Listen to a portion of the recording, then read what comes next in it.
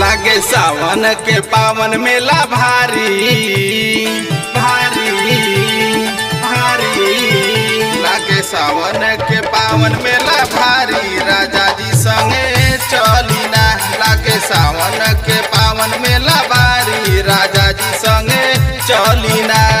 राजा जी संगे चलीना, सैया जी संगे चलीना।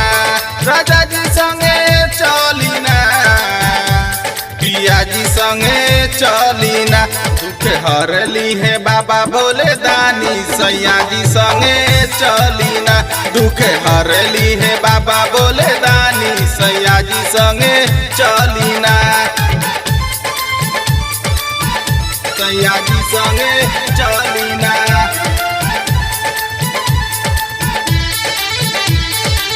सैया जी संगे चलीना। सैया जी संगे चलीना। देहिया के दुख बाबा कहलो न जाला, कान्हावा पर कांवर लेके चललो न जाला। कान्हावा पर कांवर लेके चललो न जाला।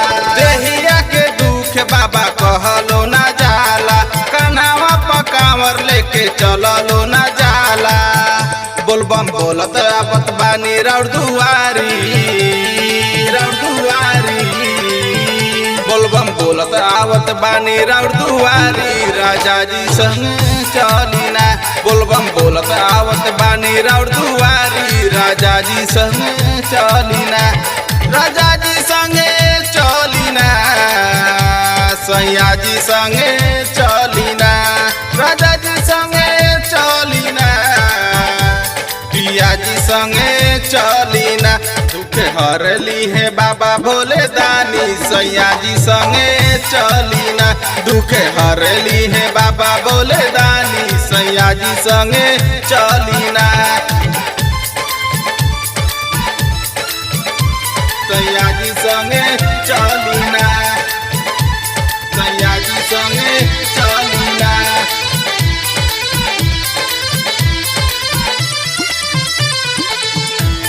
सैया जी संगे चलीना। राइटर सुनीले पर फेर दी नजरिया, गावता रे गीत सोनू बांध के पगड़िया बांध के पगड़िया। राइटर सुनीले पर फेर दी नजरिया, गावता रे गीत सोनू बांध के पगड़िया। पियावे अर्जुन कंवरियन के पानी कंवरियन के पानी। पियावे शंकर कंवरियन के पानी, राजा जी संगे चलीना। पियावे शंकर कंवरियन के पानी, राजा जी संगे चलीना। राजा जी संगे चलीना, सैया जी संगे चलीना। राजा जी संगे चलीना, पिया जी संगे चलीना। दुख हरली है बाबा भोले दानी, सैया जी संगे चलीना। दुख हरली है बाबा भोले दानी, सैया जी संगे चलीना।